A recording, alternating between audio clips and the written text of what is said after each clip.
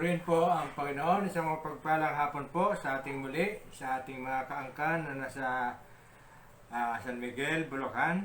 Ganon din po sa mga lahat ng naabot ng aking Bible study online na ito. Purihin po ang Panginoon sa inyong mga buhay. Lalo-lalo na yung palagi ang nanonood.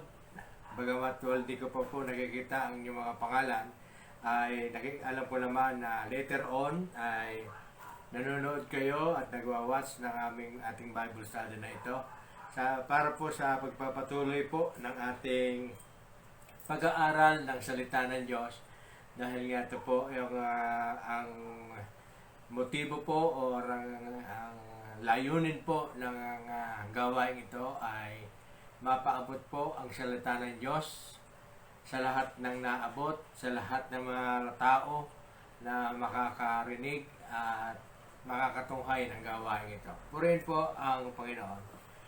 Dahil sa nung nakaraan po ay nag-iisa lang din po ako, wala po akong assistant. Kaya paumanhin po yung aking pagkilos-kilos ay ako na rin po kasi ang music, kaya nag-aayos ng musika. Purihin po ang Panginoon dahil sa hindi po tayo pagkatatagal. Nung nakaraang gawain natin na pag-usapan po natin yung pagiging intercessory prayer, yung maging mapanalangin tayo para sa ating kapwa. Ano po? Dahil lumalapit tayo sa Diyos na merong pagtitiwala. Dahil alam natin ang Diyos ay makapangyarihan sa lahat. At sinabi nga po niya sa Bible na walang imposible sa Kanya. Lalo na kung ang ilalapit natin yung ating mga karamdaman, ating mga problema, ay kung ilalapit po natin sa Kanya. At kung ilalapit din ng ating kapwa, kung nalalaman ng ating kapwa yung ating kalagayan, at ilalapit din nila sa Panginoon, alam natin na ang Panginoon ay tutugon sa lahat ng pananalangin ng bawat isa. Kaya nga po, kasi dahil po alam natin na siya ay makapangyarihan, at alam din natin na siya ay dakilang manggagamot. At yun po yung ating pinaka paksa ngayon. Ang ating paksa ay ang ating dakilang manggagamot. Amen? Alam naman natin, sinasabi po natin, siya yung gagaling, papagaling sa lahat ng may karamdaman, at tunay nga na walang imposible sa lumalapit sa Kanya pag tayo ay humihiling ng kagalingan mula sa Kanya. Kaya parang continuation ng ating pinag-aaralan yung tungkol sa ating paksa ngayon, yung ang dating dakilang manggagamot. Atin pong basahin yung ating teksto ito po ay matatagpuan natin sa Lumang Tipan.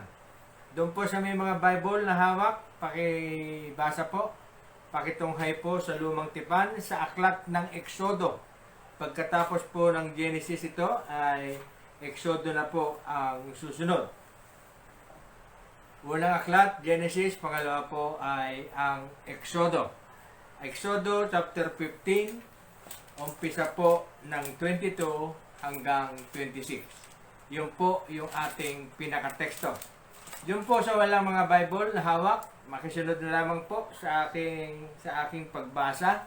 At ulitin ko po, ang aklat po ng Exodo chapter 15, 1:5, verse 22 hanggang 26.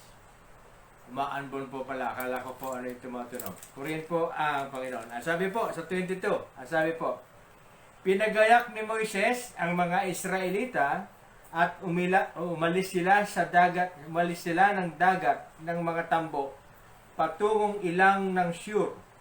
3 araw na silang naglalakbay ay wala pa silang nakikitang tubig. Sa wakas, dumating sila sa batis ng Mara, ngunit hindi nila mainom ang tubig nito dahil sa kapaitan. Hindi lang po, inaam ko po itong isa. Kaya tinawag nila itong batis na mapait. Nagreklamo kay Moises ang mga Israelita, ano ngayon ang iinumin namin? 25, dahil dito, dumaing si Moises kay Yahweh, itinuro naman sa kanya ang isang putol na kahoy, kinuha ito ni Moises at inihagis sa tubig, nawala ang pait niyon. Doon, sinubok sila ni Yahweh at binigyan ng tuntunin. Ito po yung sa last verse natin pag-aaralan, 26. Ang sabi niya, kung ako ay buong puso ninyong susundin, kung gagawin ninyo ang matuwid at susundin ang aking kautusan at mga tuntunin, hindi ko ipararanas sa inyo ang alinmang sa mga sakit na ipinadala ko sa Ehipto. Akong si Yahweh ang inyong manggagamot. Purihin po ang Panginoon, napagpala na po ang kanyang salita. Tayo po ay manalangin. Banal at dakilang Diyos na makapangyarihan sa lahat. Muli Panginoon, kami ay nagpupuri, nagpapasalamat sa iyong salita na Panginoon na aming natunghayan. Tunay nga po Panginoon na natagpuan namin na ikaw nga po Panginoon ang siyang dakilang manggagamot, na wala nga pong imposible sa iyo, na sa lahat ng lalapit at nagtitiwala ay iyong pagagalingin.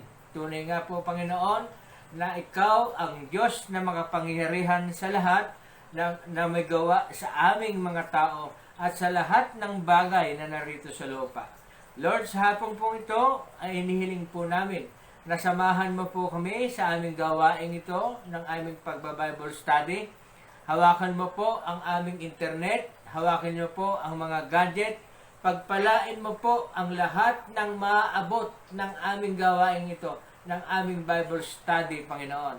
Sa lahat po ng tumutunghay at tutunghay, gayon din po, Panginoon, ang pasimuno ng gawain ito, ang Milarpis family na nasa San Miguel, Bulacan, sa pangunguna po ni Nanay Belia, sa kanyang mga anak, mga apo at mga manugang, at mga kaanak.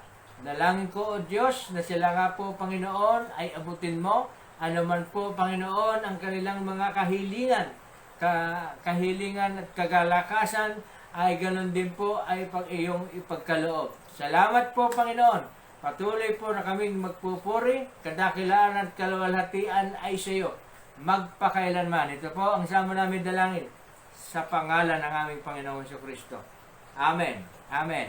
Tayo po ay babasa. Dito po.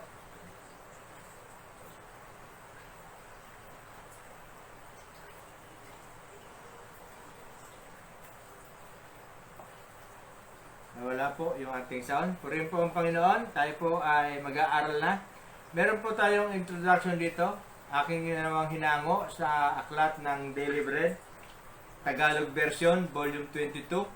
Ito po ay may petsang November 12. Ano po? Kung meron po kayong ganitong kopya ng makikita nyo po, matutunghayan nyo po. Magaganda po kasi yung istorya nito. Ito po ay ginagamit ko. Parang nakaugnay doon sa ating paksa. Ano po? Ang sabi po, ang mag-asawang Steve at Robin ay naglilingkod sa Diyos sa pamamagitan ng pagpapayo sa mga tao. Kamakailan lang, kailangan nilang maglakbay ng napakalayo para sa kanilang pamilya. Ginamit nila ang kanilang lumang sasakyan, talagang luma. Nang pauwi na, halos hindi pa sila nangangalahati sa pagbibiyahe, nagkaaberya ang kanilang sasakyan. Pinatignan nila ito sa isang mekaniko. Ang payo sa kanila ay palitan na ang makina nito. Dahil hindi nila kayang bumili ng makina, wala silang magawa kundi patuloy na gamitin ang naglulokong sasakyan.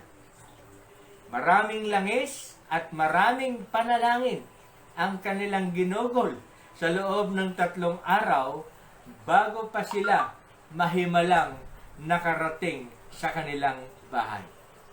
Natuwa ang isang mekaniko nang mabalitaan ito at binigyan sila nito ng bagong makina. Amen. Hallelujah. Sa Exodo 15, yung atin pong napag-aralan, pinangunahan ng Diyos ang Israel sa disyerto. Matapos ang 3 araw na paglalakbay, naubusan sila ng tubig at walang mapagkunan nito. Batid ng Diyos ang problema nila. Tandaan niyo po ito. Kahit pagdating nila sa Mara at Elim, binigyan sila ng Diyos ng tubig. Binigyan din sila ng Diyos ng mapapahingahan. Kung maharap tayo sa isang mahirap na sitwasyon, tandaan niyo po ito, magtiwala tayo sa Diyos. Alam niya ang ating problema at alam niya ang ating mga pangangailangan. Amen. Hindi ko alam kung sa paanong paraan pangangailangan ko ay natutugunan. Basta't ang tangi kong nalalaman, masaganang biyaya, Diyos ang pinagmumulan. Amen. Kapag tayo ay naharap sa tila imposibleng sitwasyon, magtiwala tayo sa Panginoon. Hallelujah. Yun po, kasi po, nasa under po ng pagtitiwala sa Panginoon, yung ating subject o yung ating pinag-uusapan. Kasi po, dahil po doon, nakita po natin yung istorya ng ating nabasa. Nung po sila ay makatawid na po sa dagat na Tambo, at sila nga po ay nagkaroon ng problema. 3 sabi doon sa kwento na basa natin, 3 araw silang walang mapagkukunan ng tubig. Pero ang Diyos ang nagpo-provide.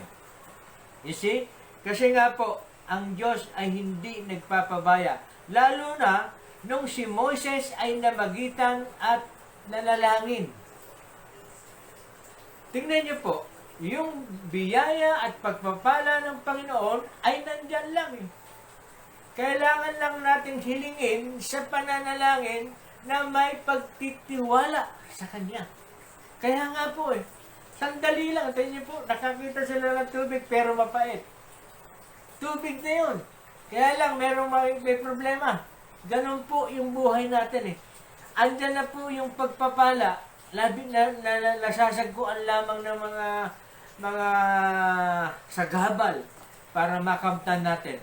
Pero nagkukulang tayo. Kailangan lamang po na tayo ay lumapit sa Panginoon at manalangin. Yun nga po ang sinasabi ko. Katulad yung nangyari kay Moises, siya po ay humiling at nanalangin. Kaya ang Diyos ay tumugon sa panalangin ni Moses. Binigyan kagad sila ng kailangan nilang tubig. Doon, sabi nga po doon sa verse 5, doon sinubok sila ni Yahweh at binigyan sila ng tuntunin.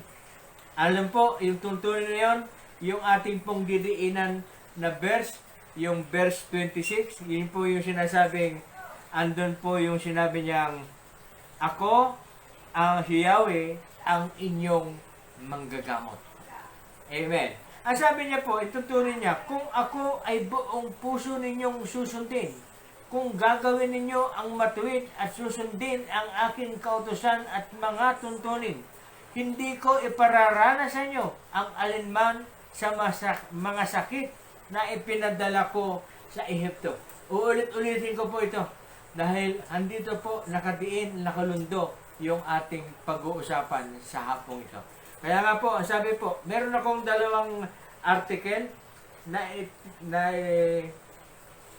inihanda. Ang article 1 ay pertaining po sa verse 25. Ang sabi po, dahil dito, dumaing si Moises kay Yahweh, itinuro naman sa kanya ang isang putol na kahoy, kinuha ito ni Moises at tinihagi sa tubig, nawala ang pait niyon.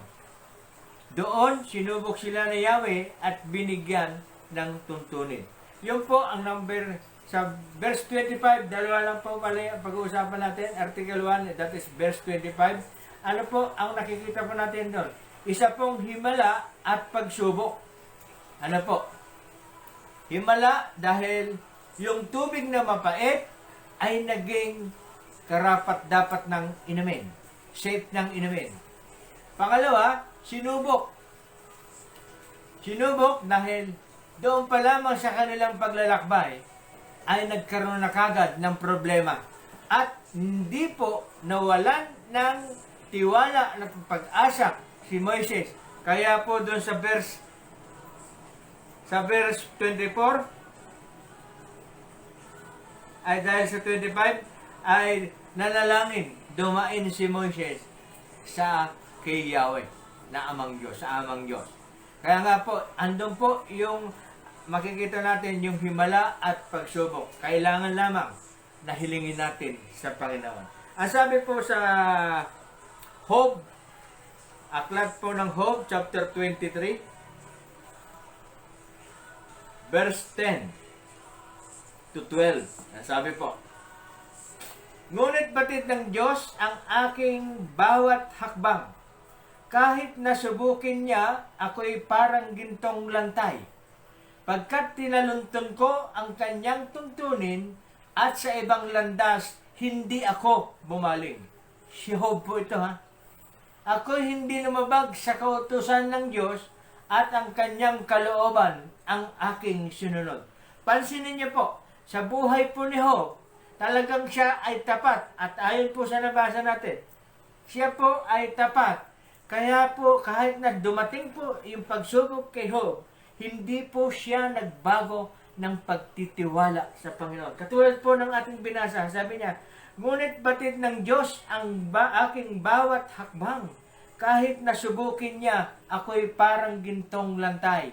Parang tinalunton ko ang kanyang tungtunin. At sa ibang landas, hindi ako bumaling. Katapatan ang nakita po natin kay Job. Kaya po siya, sa bandang huli ng kanyang buhay, ay muling pinagpala ng Panginoon. Sabi rin po sa Kawikaan 27 verse 21, kung dalisay ang pilak at ginto, at sa apoy malalaman, ugali ng tao ay makikilala sa gawa araw-araw. Ulitin ko po, kung dalisay ang pilak at ang ginto, ay sa apoy malalaman. Ugali ng tao ay makikilala sa araw-araw. Yun po, ang Diyos po ang nakakaalam sa ugali ng tao. Parang nalagpasan ko yung ang Diyos ang nakakaalam. Mali po yata yung pagkakasulat ko. Pero dito po sa 17, Kawikaan 17 verse 3, dinadalisay sa apoy ang ginto at pilak, ngunit sa puso ng tao'y si Yahweh ang iyo. Dito po pala yun. Dinadalisay sa apoy ang ginto at pilak, ngunit sa puso ng tao'y si Yahweh ang sumisiyasa. Kung pilak daw po dumadaan sa apoy, pero po ang puso ng tao kay Yahweh dumaraan, nagsusulit. Purihin po ang Panginoon. Yung po, yung himala at mga pagsubok. Dala ko na po tayo sa Article 2. Napansinin niyo po, yung himala ay dumarating pagkatapos po na humiling. Pagkatapos po na makaranas ng pagsubok. Ano po? Pinapakikita ko lang dito. Na may requirements po eh. May requirement. Bago po ang himala, dahil ang tao ay nakararanas ng pagsubok, ano po ang kailangan? Panalangin. Di po ba? Yun po ang nakita natin sa verse 25. Nanalangin. Nagtiwala sa Diyos na ang Diyos ay magagawa ang lahat ng bagay. Ang mapait na tubig, imposible maging matabang at fit to drink. Hindi ba himala yun? Hindi ba? Yun po, dahil nasubok sila, dumaan sila ng pagsubok, nauhaw sa loob ng 3 araw. Pero, hindi po nagpabaya ang Panginoon. Kaya nga po yung title natin doon, Himala at Pagsubok. Chapter 2, chapter 2, Article 2. Ito po yung sa 26. Ang sabi po, si Yahweh ang inyong manggagamot. Kung ang mga Israelita ay mataimtim na nakinig at sumunod sa Diyos, hindi niya ipararanas ang anumang mga salot, mga sakit o salot na iparadala niya sa mga Ehipsyo upang sila'y saktan. Ang pangakong ito ay nagpapakita ng pagnanais ng Diyos na pagalingin ang kanyang bayan sa halip na pahirapan sila sa sakit at karamdaman. Kung naalala niyo po, mga kaangkan, o doon po sa mga talagang viewers natin from umpisa, napag-aralan na po natin na ang bunga ng sakit o karamdaman ay kasalanan. Ang bunga po ng kasalanan ay sakit at karamdaman. Yun po, yun ang pag-aralan natin. Hindi po ito ipinagkakaloob ng Panginoon. Number 1, siya dali po.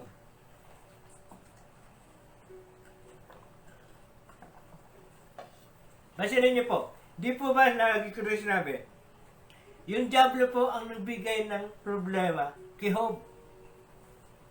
Ayon sa kanta, sabi niya, dakila ang iyong, siya ay Diyos ba? Dakila ang iyong layunin.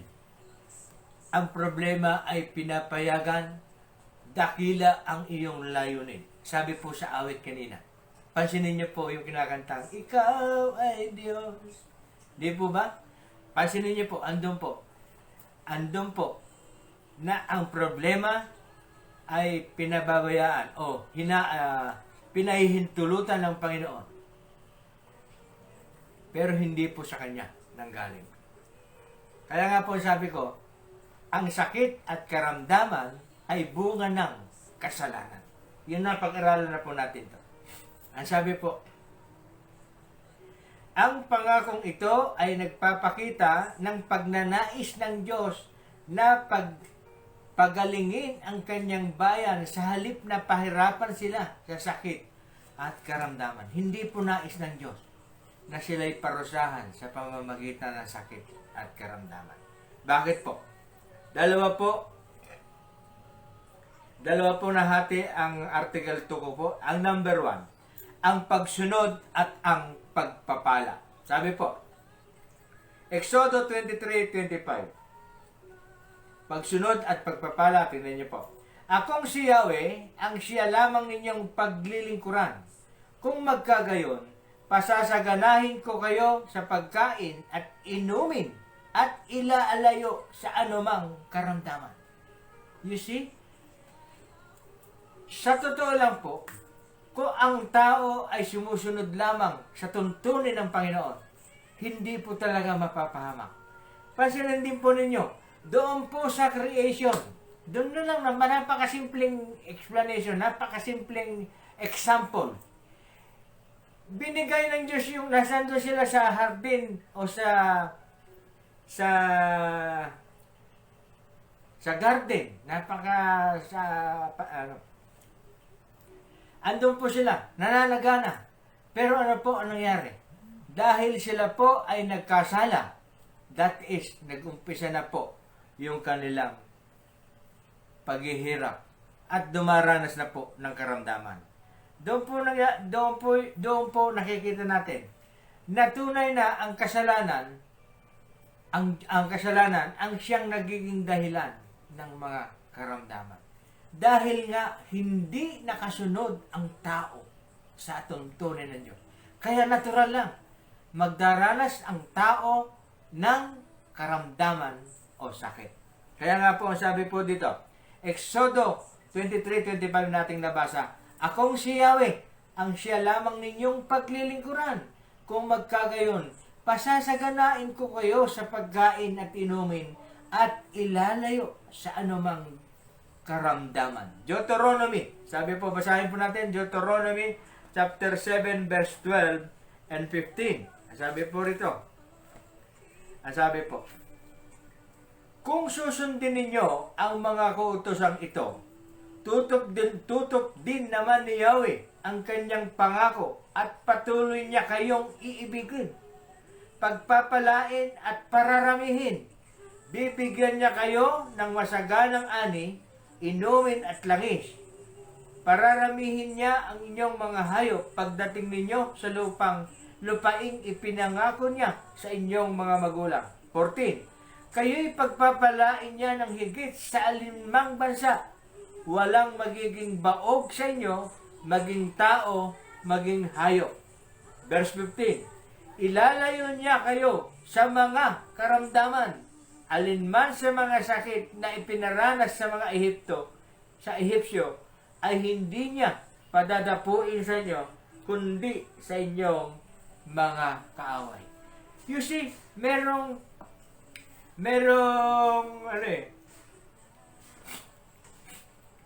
tagubilin na dapat sundin. Kaya nga lang, ang tao ay hindi po talaga nakakaiwas sa kasalanan. Kaya nga po ang tao ay nagkakaroon ng karamdaman ay dahil nga po sa pagkakasala. Letter C. Awit 107 verse 20. Sa salita lamang na kanyang pabatid, sila ay gumaling at naligtas sila sa kapahamakang sana ay darating. Yun po ang sabi po doon sa pagsunod at pagpapala. Kung sumunod lamang si Eva at Adam, ay hindi sana sila dumanas ng kahirapan. Hindi sana sila dumanas ng problema. Hindi sana dumanas ng gutom. Dahil sila ay nasa kamay ng Diyos. Dahil nga sa kasalanan, doon po nag-umpisa. Kaya lahat po tayo, daraan po talaga sa karamdaman dahil po sa karamdaman, sa kasalanan. Pero, meron pong paraan. Ang letter number 2 po, sa article 2, ay ang pagsisisi sa kasalanan at pagbabalik loob sa Diyos. Amen? Basahin po natin, sabi po sa awit 103, verse 3. Ang lahat kong kasalanan, siya ang nagpapatawad at anumang aking sakit, ginagamot niyang lahat. Amen? Basahin po natin ang Ezekiel. Basahin po natin ang Ezekiel chapter 18.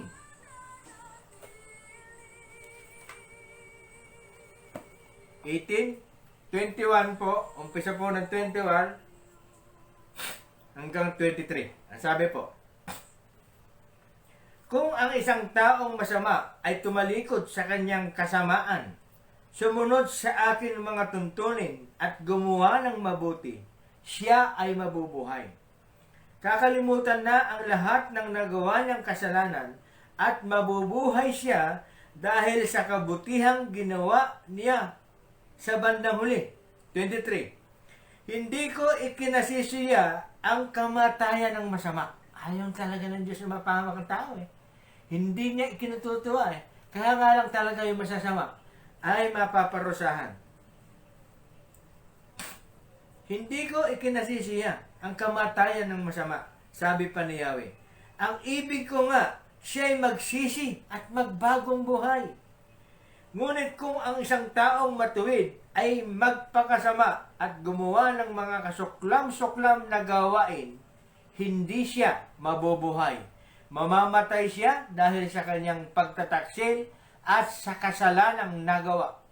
Mawawala ng kabuluhan ang lahat ng kabutihang ginawa niya noong una. Napansin niyo po, yung kasalanan ang nagiging dahilan. Pero po, pag sabi nga po ng Diyos doon, magbalik, magsisi, at magbago, meron pong kagalingan. Amen?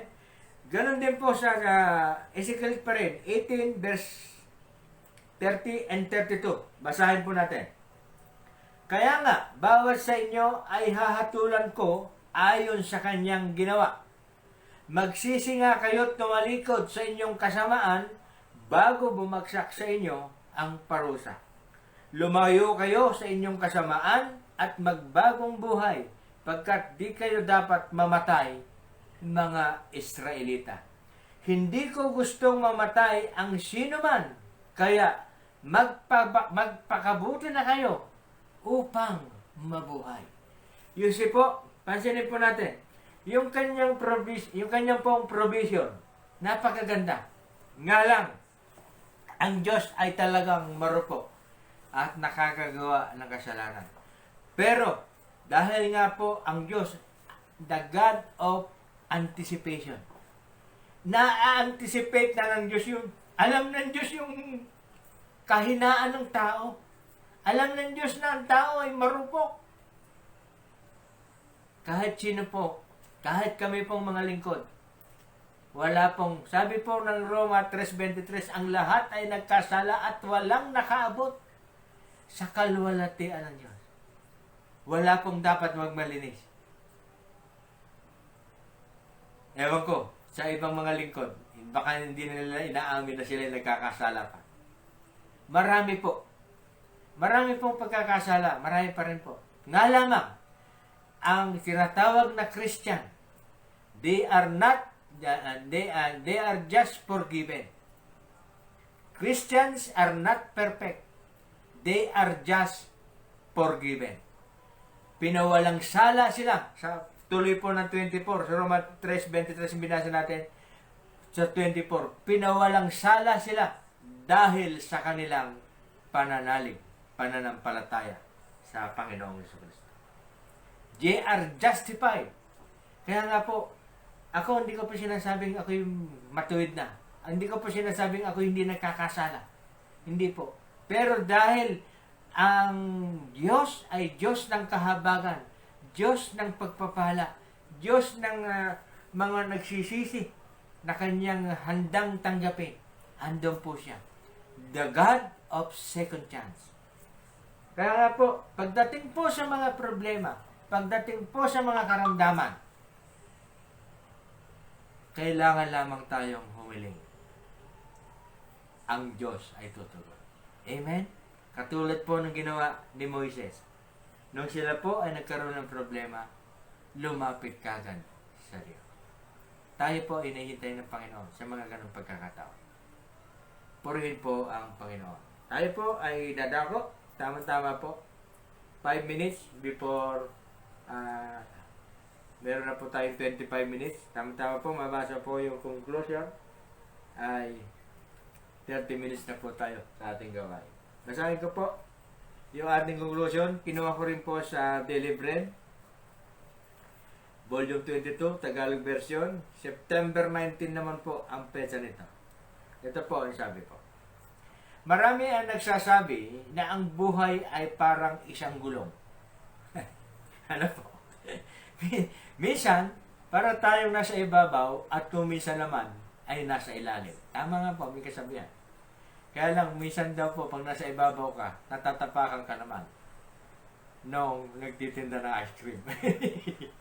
Kasi nakatungtong daw po yung paa ng ice cream. Joke lang po. Nasa ibabaw ko nga, pero natatapakan ka naman nung nagtitinda ng ice cream. Di ba? Pray po ang Panginoon. Ulitin ko po. Minsan para tayong nasa ibabaw at kung minsan naman ay nasa ilalim. Halos ganito ang paniniwala ni Haring Solomon at makikita natin ito sa kanyang isinulat. Ang lahat ng bagay dito sa mundo ay may kanya-kanyang panahon. May oras ng pagluha at may oras ng pagtawa. May oras ng pagluluksa at may oras ng pagdiriwang. Mababasa po natin sa mga Real, chapter 3, verse 1 to 4. Malapit sa Diyos ang ama ni Solomon na si Haring David. Pero kahit ganoon, naging parang gulong din ang buhay ni Haring David. Ano po ibig sabihin? Si Haring David tinatawag the man of God. Pero dumanas din ng upside down ng kanyang buhay. Ano po yung upside down? Minsan nasa ilalim ay merong nasa ibabaw. Ano po? May panahon na nagdadalamhati siya at may panahon na masayang masaya. Nagdalamhati siya nang mamatayan siya ng anak. Yun po yung anak niya kay Berseba. Masayang masaya naman siya. Ay, hindi po pala kay Berseba. Doon po sa una niya pong asawa. Dahil nagkasala po siya dahil sa kanyang pangangalo niya kay Berseba. Kaya po namatayan, nagdalamhati po doon si David. Masaya naman siya nang maibalik ang baol na pinaglalagyan ng kasunduan ng Diyos sa Israel. Ganun po yung buhay ni David. Merong upside down. Meron po siyang pagdadalamhati. Ano po ang implication po nito? Kahit po tayo na tinatawag na anak na ng Diyos, dahil tayo ay tinanggap na natin siya, hindi pa rin po tayo ligtas sa anumang sakuna o problema. Ang kailangan lamang, katulad ng pinag-aralan natin ngayon, lumapit sa pananalangin, katulad ng ginawa ni Moises. Amen? Amen. Conclusion na nga, lalagyan pa ng conclusion. Purihin po, Panginoon. Ang pag-aakala na laging payapa at masaya ang buhay ng mga mananampalataya ay hindi makakatulong sa kanila at sa iba. Ipinakikita sa Biblia na ang buhay ng mga nagtitiwala kay Jesus ay parang gulong din. Minsan ay nasa ibabaw, kung minsan naman ay nasa ilalim. Minsan malungkot, minsan ay masaya. Alin ka sa dalawa? Masaya o malungkot? Malungkot man tayo o masaya, dapat tayong lumapit at magtiwala sa Diyos. Amen. Hindi po, kaya ko po nakuha ito eh. Andun po eh.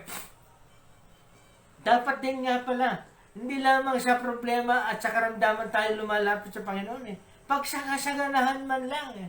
Yung tayo ay natulungan ng nasagot po yung ano.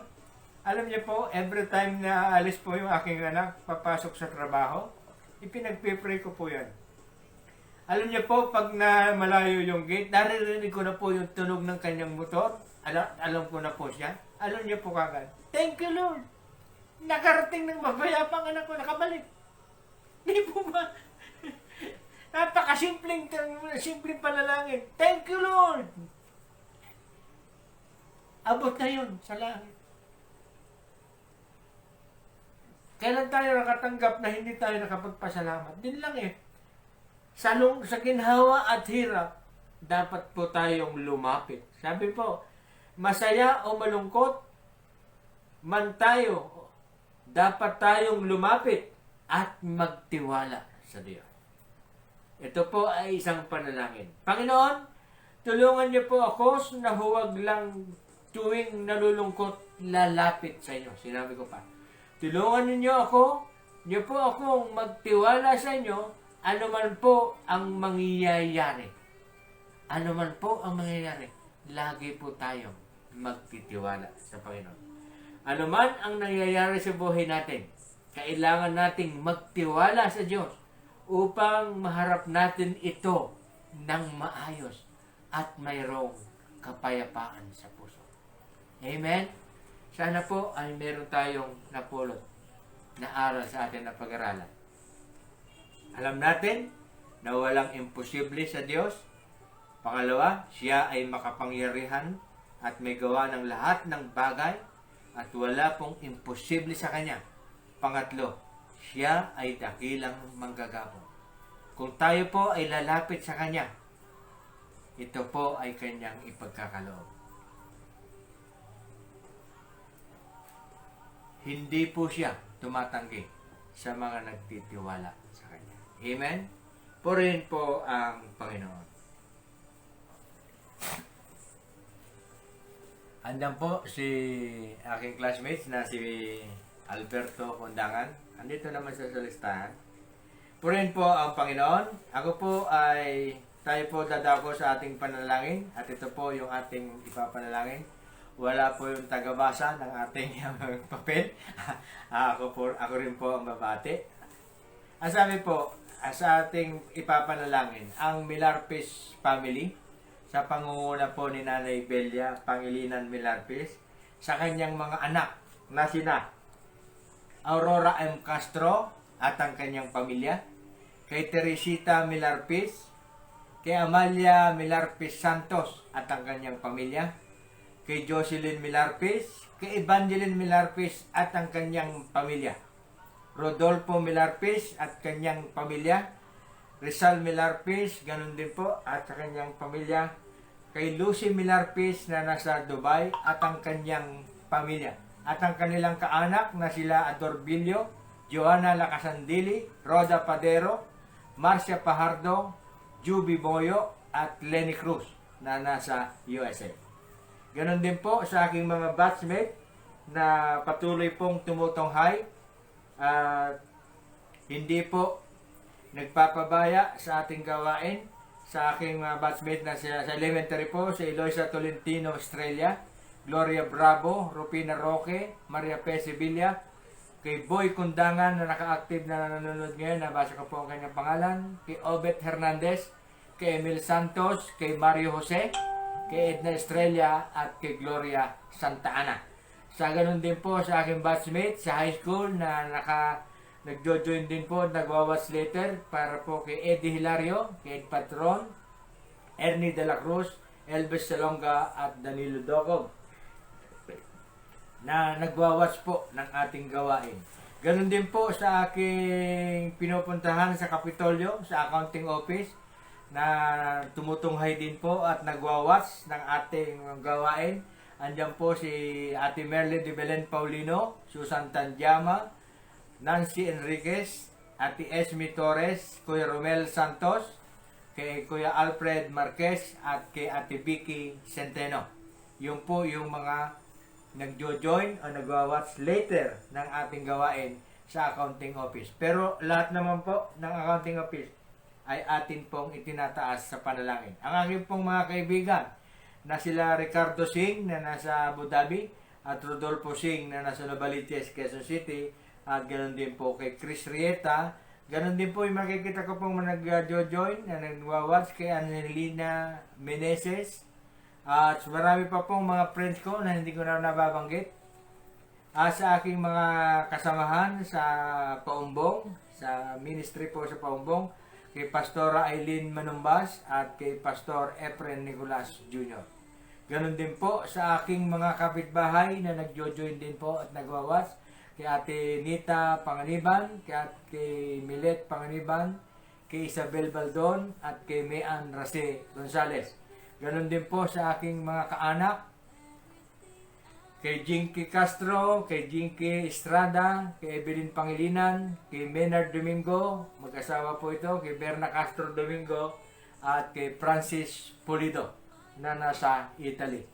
Purihin po ang Panginoon, atin din pong patuloy na itinataas sa Panginoon, yung para healing and recoveries po para kay Francis Pulido, Remedios Santos, Nelson Manso, sa kanila pong pagdadialysis. Ganon din po ang total recoveries po para kay La Eddie Hilario, Baby Harriet Lian Diolasio, Juby Moyo, at kagalingan po para po kay Boots Di Guzman. Sa mga hanap buhay po nung nanalangin na magkaroon po ng trabaho ay sila Roy Vincent Santos, Teresa de la Peña, Jade Milarpis, Jocelyn Milarpis, Dalisay Castro at Marvin Castro.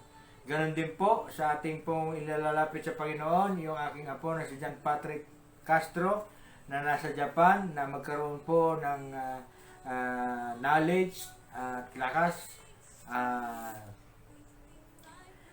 kalusugan sa kanyang pagtatrabaho at magkaroon po ng total wisdom na sa kanyang nalalapit o sa kanyang pagkuha ng exam para po sa extension ng kanyang kontrata.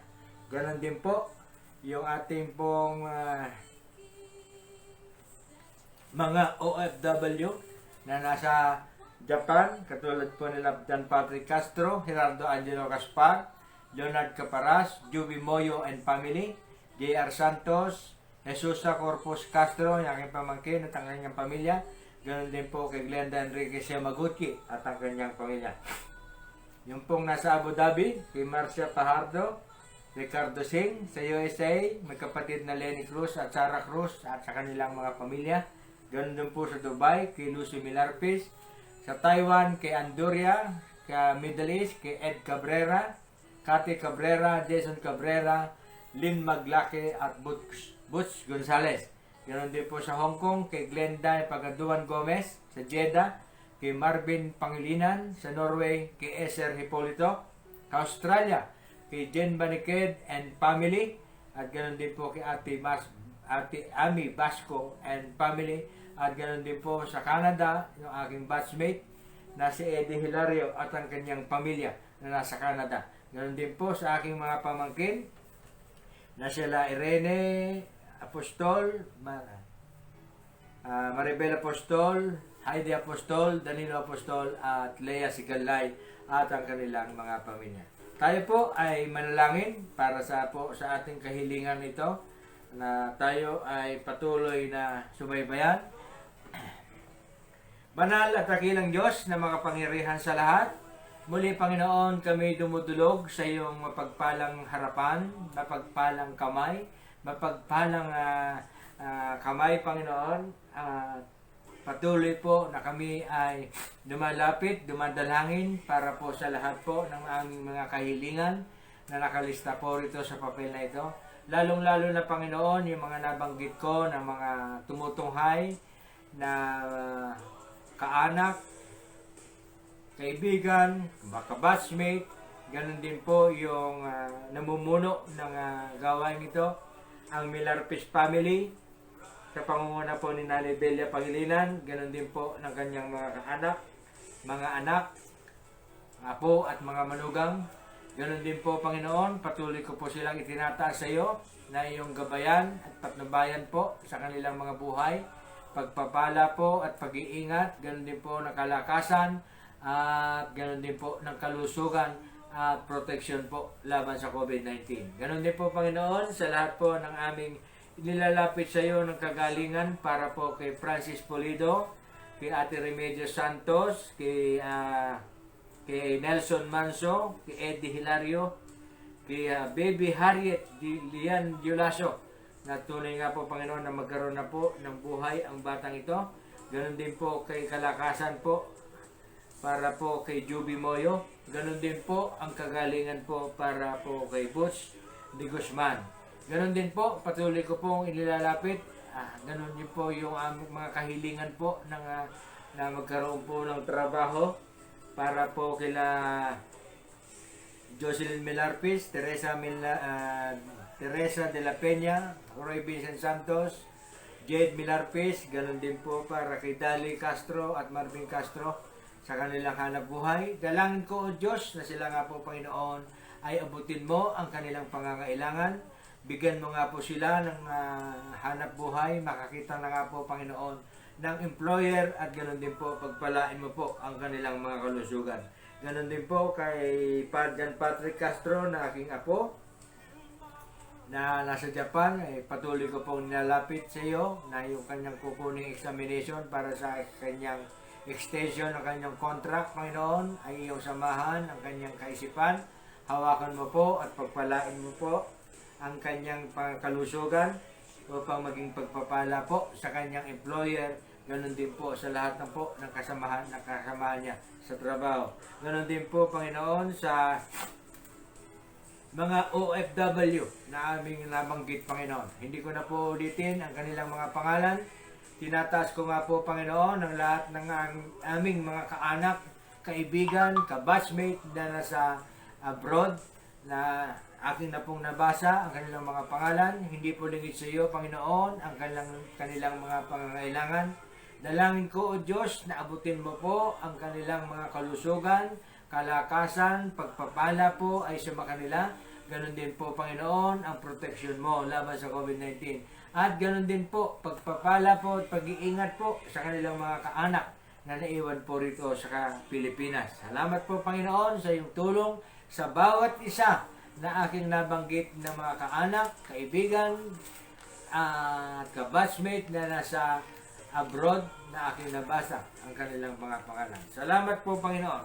Ganon din po ang patuloy naming paglapit sa iyo sa aming pananalangin para po sa namumuno ng aming probinsya, sa pangunguna po ng aming Governor Daniel Fernando, sa aming Vice Governor Wilhelmino C. Alvarado, sa aming Mayor po Ambrosio Boy Cruz, Ganon din po sa aming barangay captain ng Santa Cruz at lahat po ng namumuno ng aming bayan. Ganon din po lahat ng sangguniang panglalawigan at ganon din po, Panginoon, sa accounting office sa pangunguna po ni Ma'am Marites Preynan. Batid mo po at di po lingid sa iyo ang kanilang mga pangalan. Dalangin ko, O Diyos, na sila nga po, Panginoon, ay iyong ingatan, pagpalain, gabayan at patnubayan. Ganon din po, Panginoon, ang kagalingan sa lahat po ng may mga karamdaman at pagpapala po nagmumula sa iyo. Ang aming hiling, ganon din po, Panginoon, sa kanilang mga mahal sa buhay. Lord, salamat po sa hapong ito. Nairaos namin ang aming Bible study na wala pong problema. Salamat po sa iyong katugunan. Salamat po sa lahat ng aming tatanggaping mga kasagutan. Sa lahat po ng aming inilalapit sa iyo. Lalong-lalo na, Panginoon, yung may karamdaman na aming inilalapit. Ganon din po, Panginoon, sa schedule pong operasyon po ni Teresita Milarpis, Panginoon. Patuloy po namin itinataas ito sa iyo, Panginoon. Bagamat ikaw nga po ang nag-supply ng kanyang pangangailangan sa kanyang operasyon, ang amin lamang inilalapit sa iyo at inihingi, Panginoon, ang katagumpayan para po sa kanyang operasyon. Alisin mo po ang lahat ng sagabal at i-provide mo po ang pangangailangan doon po sa kanyang operasyon sa paa at wala pong magkaroon ng problema at magkaroon po ng availability yung pong gagamitin po sa kanyang tuhod. Dalangin ko rin po, O Diyos, na lakasan mo, bigyan mo po ng kalakasan ang isipan at puso ni Teresita sa operasyong ito. Ganon din po kay Evangeline Milarpis na siyang kasama niya sa ospital at sa aalalay sa kanya. At sa lahat po ay tinataas ko po sa iyo ng lahat po ng mga nagnanais pang tumulong para po kay Teresita Milarpis sa kanyang nalalapit na operasyon, Panginoon. Ay dalangin ko po, Panginoon, ang iyong pagbabalik sa kanila ng pagpapala, siksik, liglig at tumaapaw at patuloy nga po, Panginoon, na pagpapalain mo at ibabalik sa kanila ang kanilang mga tulong, pinansyal at tulong na spiritual. Salamat po, Panginoon. Ikaw po ang aming inaasahan sa pangyayaring ito sa buhay po ni Teresita. Tunay nga po, Panginoon, nananalig kami na walang imposible sa iyo. Ngayon pa lamang, Panginoon, ang sabi ko nga po, tinatanggap na po namin ang lahat ng katugunan ng aming pananalangin sapagkat tunay nga po, Panginoon, na napakadakila mo. Ikaw ang Diyos magpakailanman. Salamat po, Panginoon. Patuloy po kami nagpupurit at nagpapasalamat sa iyo po ang kadakilaan, kaluwalhatian, karangalan, magpakailanman. Ito po ang samo namin dalangin sa matamis na pangalan ng aming Panginoong Hesukristo. Amen.